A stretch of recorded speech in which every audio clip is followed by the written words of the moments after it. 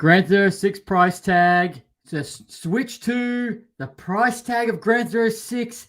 And unfortunately, that 70 show star has been convicted and is going to jail for 30 years.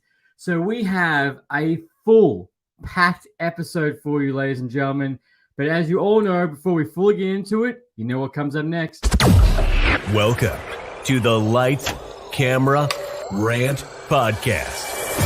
Your source for the latest on movies, TV shows, and video games. Get ready for ranting, raving, and reviewing. Here is your host, Lee. Hi, everyone, and welcome back for another episode of Lights, Camera, Rant, which I could say thank you for everyone who's watching us, listening to us on whatever platform you're on. Always, thank you very much. So, as I said, there is, in the past week, we've got some wonderful rumors, we've got some exciting news, and some other news that was a bit like, oh, well, that's a bit, I didn't see that coming at all, or holy shit, more or less. And of course, after we go through all the news, we always go straight into and dive into our latest review of Ahsoka episode 4, which, holy shit, I'm so excited on what that episode brought and what's going to come in episode 5. Episode 5 of Ahsoka that is going to be premiering in theaters. That is just the gravity of what that episode is going to bring. But let's dive into episode 4 before we get into that. And of course, before everything, let's get into the news.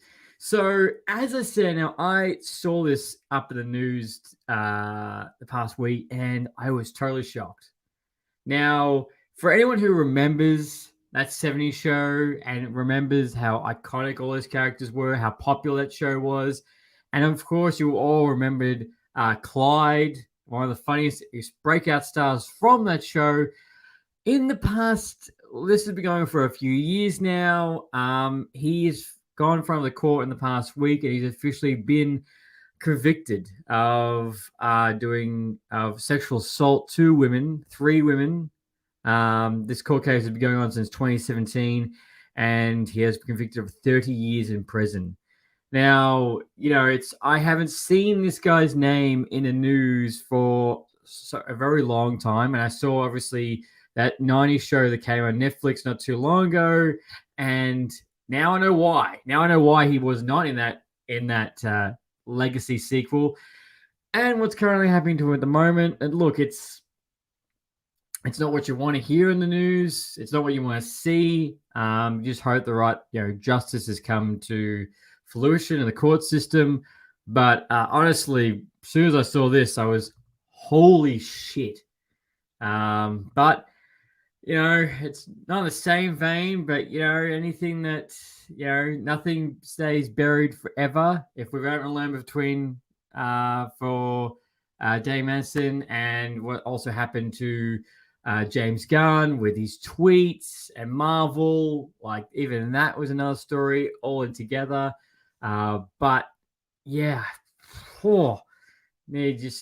sometimes you're scrolling through the phone and you just see something and you're like, holy, and that was one of them right there. So wow. And in another big scandal, controversy, toxic outburst, whatever you want to call it. So in the same week that a news report came out about Jimmy Fallon. So Jimmy Fallon, apparently 17 employees have come forward saying of erratic outbursts, mental strain, erratic behavior, a toxic environment, people who've had to get mental health and go see a psych, all because of the working environment that they experienced working on the Jimmy Fallon show. Now, most interesting thing about this is usually this takes a little bit long time, but in this same week that this report came out, Jimmy Fallon already went on the show and apologized to his colleagues, his working environment. He went on a Zoom call and said sorry to everybody. He didn't realize how bad the situation was. And he says that he hopes to improve to be better moving forward. Now, Look, this is not the first time that we've heard of something that's happening. The same with, oh my god, I forgot her name. The Ellen show. Apparently, she's really toxic on the workplace environment, which also led to her show being cancelled and canned moving forward. But the fact that Jimmy Fallon, in the same week that report came out, also said sorry is, to me, is a testament to his character, and also could be, publicity, controlling everything a little bit down. But yeah, in the same week this happened, this was probably another one for me. Was like, holy shit! Not just obviously, the person you see on camera is probably not always the person behind the scenes. For me, yes, I am exactly the same we see here as you see behind the camera. Probably the only difference is I talk a little bit slower. No. I talk just as fast. But yeah, apparently, again, another talk show host, toxic environment, everyone coming forward. But all the most gobsmacking is like 17 employees came forward about this. It was like, wow.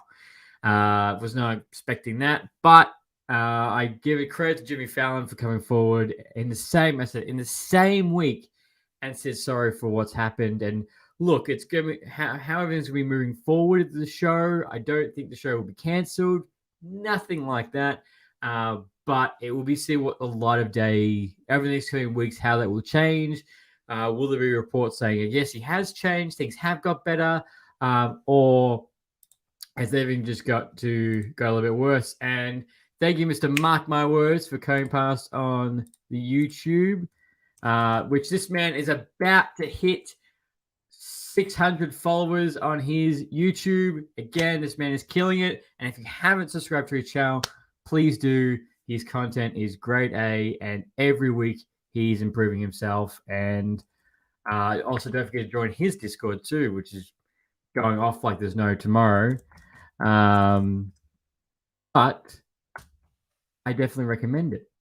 So yeah, that's for Jimmy Fallon. A little bit rough, but at the same time, at least he's come forward and said sorry. But he was not one of the people I expected to see that. Oh, by the way, toxic environment, which is a lot. There's no toxic environment right now in this podcast. Obviously, it's just me. So no one can come forward except for when my dog, when I don't give him enough treats, he'll probably come forward and say, doesn't feed me enough. Now, this was really, I was expecting this either. For any Stray fans. Now, for who doesn't remember Stray or doesn't know what Stray is, Stray was a indie game that completely blew up. It's just as simple as a cat, a robot going through this underground underbelly city, trying to get back to the surface world in this dark, dank city. Now, this game blew up. The hype was for real. It was this close to being Game of the Year if nothing else came out that between God of War and Elden Ring. If neither of them came out last year, Stray was the winner that was going to take the place. Now, not only has Stray's popularity completely increased, it is now going to be becoming an animated movie. So the director of Ice Age is going to be writing and directing an upcoming Stray movie based in the game. He loved the story, he loved the whole idea of it, and wants to bring it to the big screen. Now, again, this is continuing the trend of video games transitioning to the big screen. But yeah, for any Stray fans, I thought this was pretty cool. The whole story can almost completely go on to movie transition. I feel like it can do that very well if done right, but it's not too out there, like as too condensed. Like, for example, when you're trying to transition Red Dead to the big screen because of how many layers are Stray, you can definitely do that. Which, thank you very much, Mr. Mark coming on the Twitch, Mark Ronick, podcast coaching. Highly recommend to go check out his channel as well. Thank you for coming past again, sir. But yeah, do you want to see a Stray movie? Besides Chris Pratt, who would you like to see play the titular character there? Because obviously the cat is going to talk in it. They're not going to have a non-talking cat. But besides Chris Pratt, who else would you like to see as the character? Voice of the character. But yes, that's for Stray. Also, some big news, which we knew this was going to be coming as well. Nintendo Switch 2. Now, we knew this was going to be in the works. Whether or not it was actually going to be called this Nintendo Switch 2 is also up in the air. But apparently, last month at Gamescom, apparently a advanced screening. That's what you call advanced screening? No. Apparently, they had a showing of Nintendo Switch 2 on an absolutely juiced up Zelda Breath of the Wild, which apparently was awesome and looked fantastic. And looked great. And people were loving it. But at the same time, no release date, no window, no nothing like that. All it was a demo, a showing on how powerful this is going to be. Now, here's the thing. Nintendo Switch 2, I feel like even when it drops, it's still going to be far behind. It is. It 100% is going to be far behind PlayStation and Xbox once again because of the limitations of it being on a handheld device. In saying that, there is the Steam Deck, but that's still limited. So I would have loved to see what the trailer is for the Breath of the Wild juiced up version on the Switch 2. But guessing time framing wise, I would say it would be. I don't see it coming out. I don't see an announcement this year. I would say in the early next year, after they'll announce it for probably an end of next year release. If they've only shown a sample or demo of it right now, it's too late to do a Christmas release. It will be a mid-year to end of next year Christmas release for this console. I will release. But are you excited for the Switch 2? Are you excited for a new version coming? How old is the Switch? Like, it'd be coming up onto 8-9 years, surely. Like, the Switch 2 Switch. When did that originally come out? Oh shit, yeah. 2017. For some reason, it feels a lot older. I feel the Nintendo Switch feels a lot older than just 2017. Maybe because I'm thinking about the Wii. But it is on the horizon. So for Nintendo fans, get ready to pump that money because in the next 12 months, we will have the Switch 2. And how it's going to look, shape, or form is completely up in the air. And I'm taking suggestions and taking bets on what it's going to look like. Now, this is something that could be announced this year. So, as we all know, rumblings, rumors, everything leaks, everything in between has been announced with Gran Turismo 6 on its development, how long it's been taking. Apparently, it's been developed since 2014. It's costing $2 billion. Rockstar trying to really take everything from Gran Turismo 5 and rebuild it, how to really shake up the entire game mechanics, everything in this game. So, due to a leaked audio file from Take-Two's director, apparently there will be an announcement on October 23rd or 24th on Gran Turismo 5. Gran Turismo 6, and when that will be coming out. So if there's going to be an announcement or some little details on October 23rd or 24th, again, I would say this 12 months of when the game will be coming out. Now, remember, with Red Dead 2, when that got announced, and that was delayed for an entire year. So hopefully that won't be the case for Gran Turismo 6, but there was so much hype, and what we saw in the leaks, whether or not they're true or false, it doesn't matter. Whatever shape or form Gran Turismo 6, you've got my money. And on top of that, which I'm actually going back and playing Red Dead 1 again, and for anyone who hasn't played Red Dead, you just play it. Just play it. 1 or 2, doesn't matter. You will not miss out. at all. It is a beautiful demonstration of great storytelling. And I do really hope that Amazon picks it up and does bring Red Dead to life. I do wish. And I know exactly who's saying no right now. I can hear it in my head. Mr. Mark my words does not want to. This man now, I'm not going to call him out, but I'm going to right now. This man loves storytelling.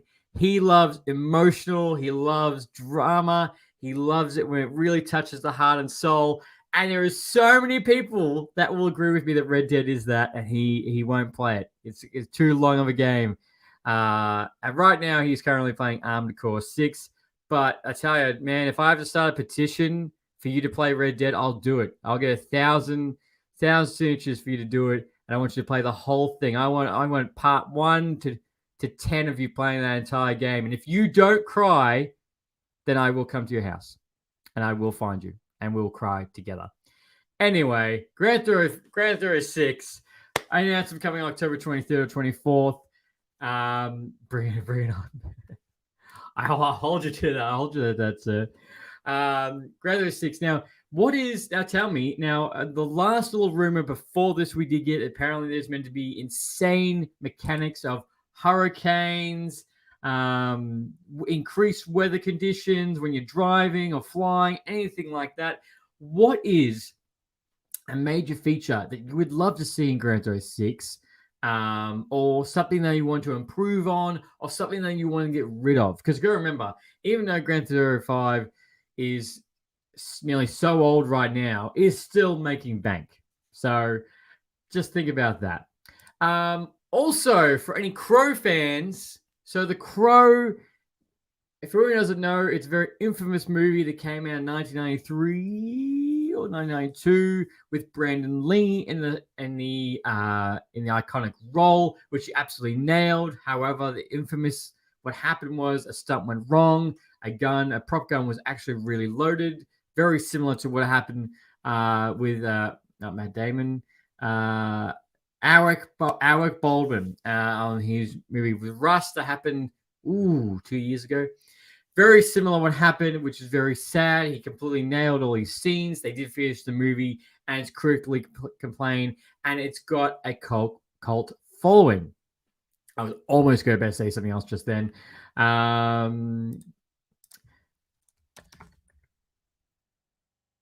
was going to say something else just then, but it was going to say is the fact that this movie has gone through, it's got, I think, direct-to-DVD sequels 2, 3, and 4 have gone to direct-to-DVD sales. There hasn't been another major release.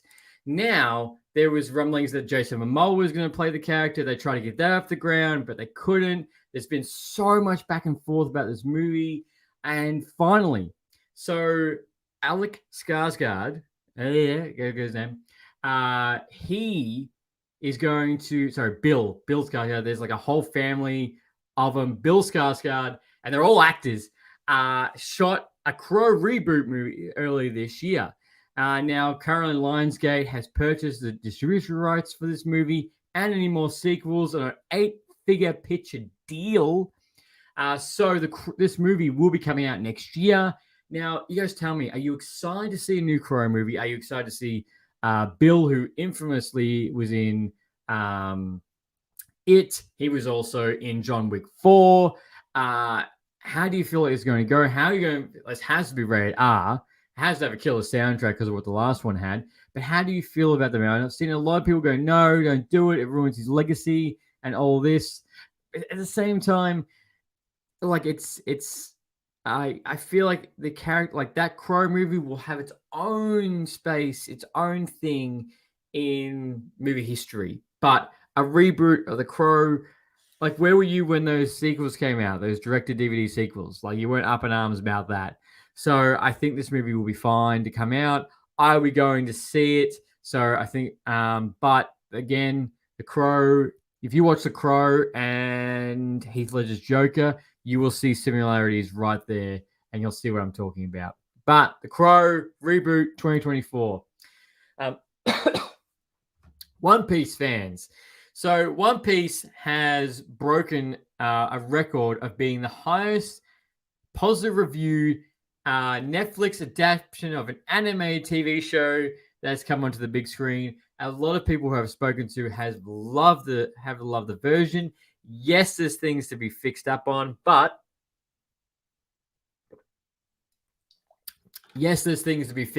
however, overall the show has been well received. Now, with One Piece, we're currently in the same spot that we were with Wednesday season 2. So Wednesday dropped, blowing, fantastic, doing great. Netflix hasn't announced that this has been renewed for a season 2. However, the producers and the director of One Piece have said they have season 2 script ready to go. They're currently waiting on Netflix to sign off on it. However, the thing with Netflix is, which they're infamous for, it's been like, oh, drop a season, oh, it looks pretty good, cancel, move on, let's go into another show, even though it was really good. So, but I hopefully this will not be the case for One Piece, because I think a lot of One fans are going to be gutted if that's the case. So I have no doubt that Netflix will renew this for season 2. Now, obviously, judging with time frames, writing, the strikes, everything in between, ladies and gentlemen, just like The Last of Us 2 season 2, we will not be seeing this until about 2025. I know that sounds so far away, but that is going to be the case, and we all know it. We just have to all accept it, sadly. Now we know from last week that the entire Marvel coming forward has been reshuffled. We will now be getting What If Season 2 this year. So that will be coming in December this year, with replacing Echo that was meant to come this year. That's coming out in January. Now, What If Season 2, also what has leaked is their episode listing. So episode 1 is meant to be What If Gamora killed Thanos. Episode 2 is What If Captain Carter finds a Hydro Stomper, which is a continuation from season 1. What if the Tesseract landed in the wall, confessing before the colonization of America? Okay, so what happened in America before the colonization? What if Hank Pym and Janet Van Dyne fought the Red Guardian during 1980s? Interesting. I'll take that. What if Yondu delivered Star-Lord to Ego? We know exactly what was going to happen with that. All his children were dead and buried underneath. Oh no, it still might. What if Happy Hogan saved Christmas? An Iron Man 3 spin. What if Wanda had grown up watching musicals instead of sitcoms? Because we know how that happened with Wanda season 1. I say season 1 like there's going to be a season 2, which sadly there isn't. What if Odin and Hela had faced Wenwu? And what if the Avengers had fought Surtur? Now, for the last one, Surtur was the big villain on Thor 3.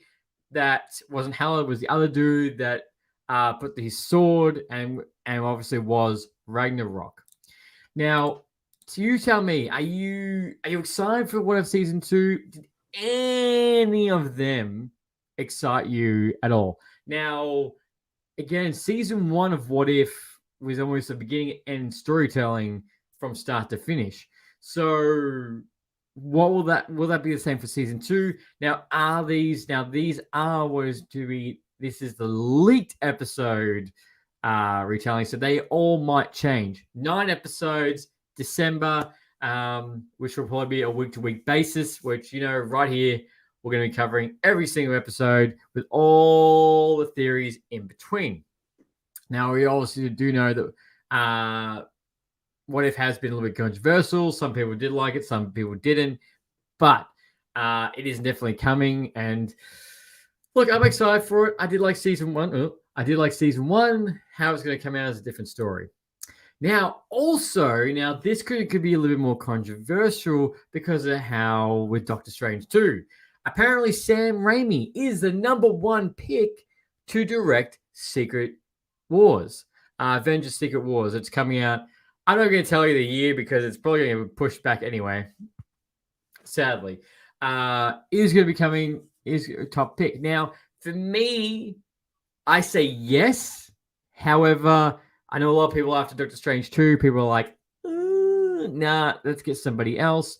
It's going to be very interesting this time around because I would probably still taking the same approach as what Marvel did with Infinity War Endgame and have the same director for both. So it has a clear vision. Even though they're very two different movies, they still have an overall clear vision of both. Now, I would still take that same approach. However, these movies are going to be drastically different. So that's probably why that's going to be very different. And then after this, as it's all is that Secret Invasion is going to be Marvel's version of the reboot button.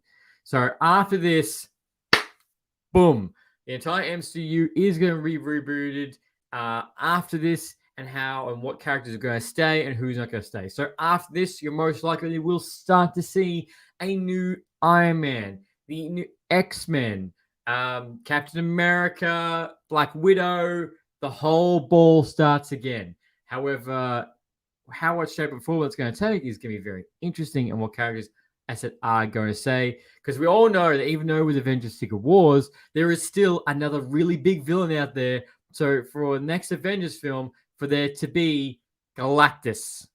And then with the Fantastic Four leading forward, Galactus is going to be the very next big villain. For me, the amount of times I've spoken about Avengers and this, I just want to sit in the theater and I want to hear that iconic theme again. I want to see them all up there. I want to and hear that iconic theme of the whole team assembled. Yes, the team's going to look very vastly different to what we saw in Infinity Endgame, but it doesn't matter.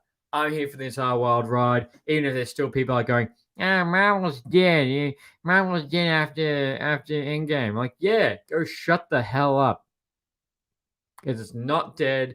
It's just doing something different, and they're in for the wild ride. So just shut up and enjoy the ride. Now, that is the biggest news that has happened in the past week. As I said, what do you want to see in Grand Theft 6? What do you think about Stray? What do you think about Jeremy Fallon and Dave Marston? Ugh. But let's get on to Ahsoka, Episode 4, Fallen Jedi. Now, this episode, action, the CGI, the hype train for this is all up directory.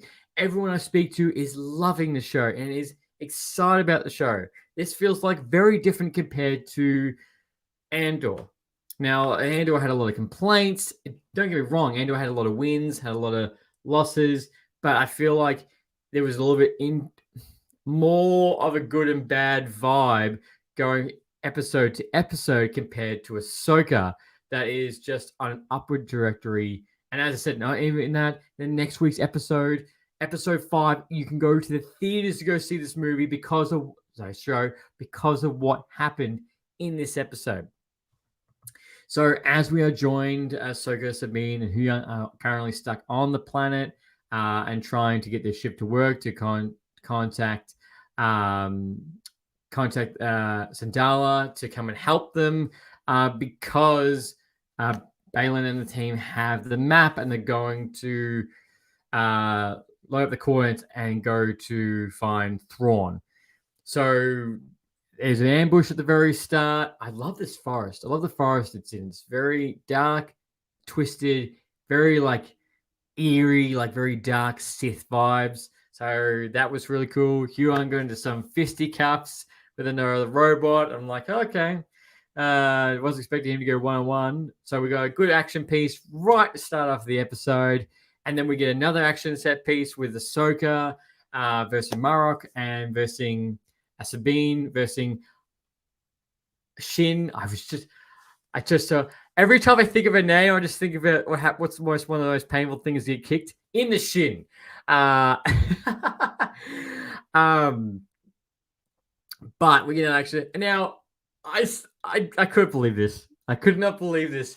There has been episode 1, 2. There has been theories pouring on about Marok and who he is, where he's from. Is he Ezra? Is he somebody else? Is he Starkiller? No, all he is a speck of dust. And that was all he was. So Ahsoka beat his ass and went up into smoke. No, legit went up into smoke. When I saw, I was like, I wasn't expecting that. I guess I'll just go and throw out all these theories into the bin, one at a time. So unfortunately for anyone who's expecting really a lot, nope, that's nothing around him. But we do get to see Sabine and Shin go into a fight. So we get to see Sabine using her lightsaber. You can still tell she's a bit groggy. She's still struggling with it. So it's not obviously an insane lightsaber fight, but you still get the gist of it. She's still trying to learn. So then Ahsoka, she goes ahead and she runs to Baylan, which we get this really cool, like, I don't know, just eerie, both Baylan and Ahsoka talking to each other.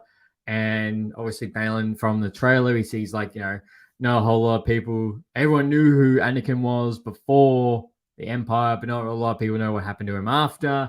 Obviously Baylan talking about that, and Ray Stevenson is killing this character. He's utterly killing this character. It's very not Count Dooku, or like more like Qui-Gon Jinn, just like an experienced warrior that wants more and knows everything that's happened so far. So Ahsoka and Baylan start fighting each other, which we get some very traditional stance, which made me think of Qui-Gon Jinn in episode 1, how he was standing. And I didn't even notice this until the second time I watched it. I guess it doesn't matter a whole lot, but at the same time, both Baylan's lightsaber and Ahsoka's lightsaber actually ignite. I don't know if that's actually been a big thing in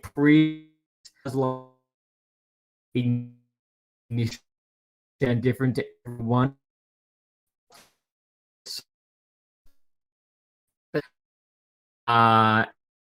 And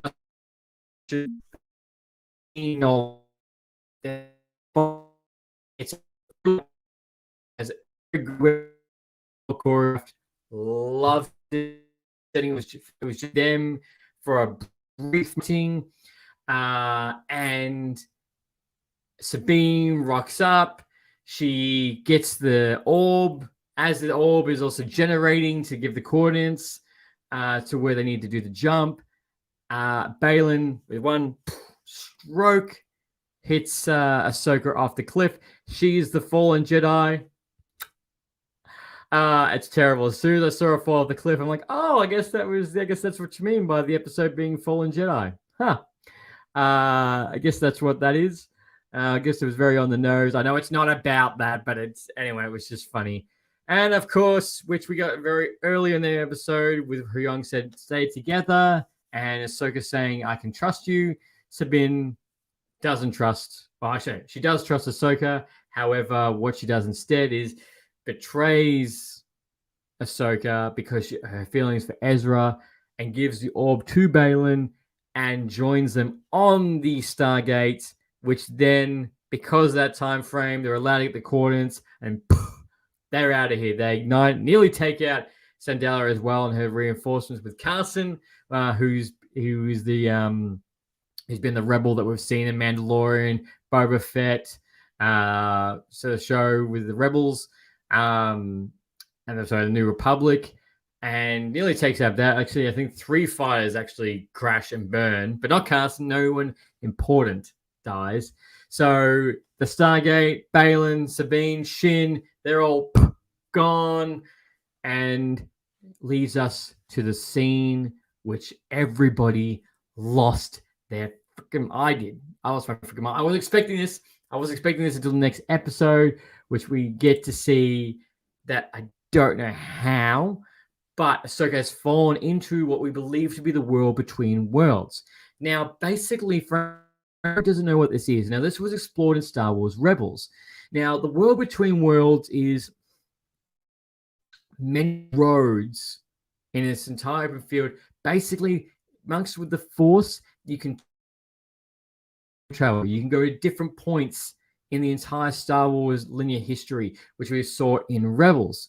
Now, as Ahsoka wakes up, we hear Anakin say, "Call her Snips," and so I'm seeing a lot sooner than I expected. And she goes, "Master," and then we get to see the iconic smile. Anakin is here. End episode. Raging because I'm so excited for the next episode. Now, a lot of Star Wars fans are great. We're all great, but some go into great detail. Now, I didn't notice this on the first one, but I did notice it. So we see that Anakin doesn't have a scar on his eyebrow, which we get to see in episode 3. And I don't know if it's because of lighting, but his lightsaber looks like Darth Vader's lightsaber instead of normal Anakin's. Now, also when this episode ends, if you had the subtitles on, if you had the volume up, you also hear Vader's iconic theme at the end of the episode. So currently right now, everything is running wild on what's going to happen in the next episode because Dave Filoni, who only directed the first episode, is coming back to direct this episode as well. So this episode and what's going to happen, theories are flying wide. It's like, is she going to help him with training? Are they actually going to have a fight? Is it going to be something very similar to Jedi Fallen Order when Cal Kestis versus his old master in the visions? And what's going, and how long are they going to stay in the world between worlds? Are they going to time jump? Are they going to see different things? There's just so much to think about. But if this is like how the show is going to end, this episode, how epic this episode is going to be, is all on the table. So currently, right now, Ahsoka's in the world between worlds with Anakin. Sabine is off with the rest of the crew off to go get Thrawn, and Sandala is no idea what's happened. She doesn't know where. Only Hyung's back on the planet. So far, the heroes are a loss. They're everywhere. The villain is winning. What is going to happen? But again, the storytelling, the slow pacing, the small moments, the action. You know, one of the biggest thing is the fact that it's too bad that Ray Stevenson can't see how much he love his character is getting.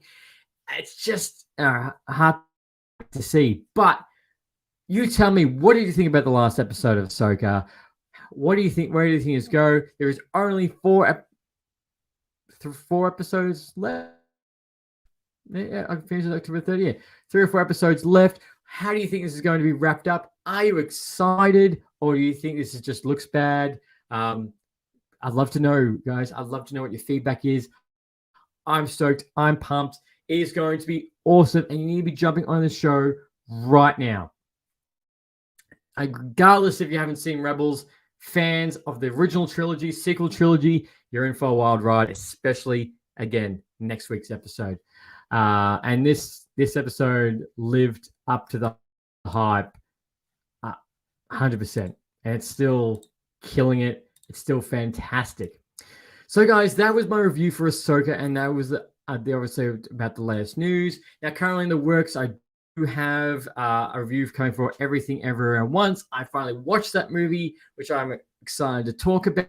And I've also, last past week, I got to go to the world premiere, go to a premiere for The Nun 2. So that review is also in the works as well. And we have some gaming reviews in the background that we're also working on as well. So thank you very much for everyone who's come past for this episode. And until next time, as always, happy ranting. Thanks for listening to Lights, Camera, Rant. If you like the show, don't forget to subscribe so you don't miss a single episode. While you're at it, leave us a rating and review, and be sure to tell your friends. Until next time, happy ranting.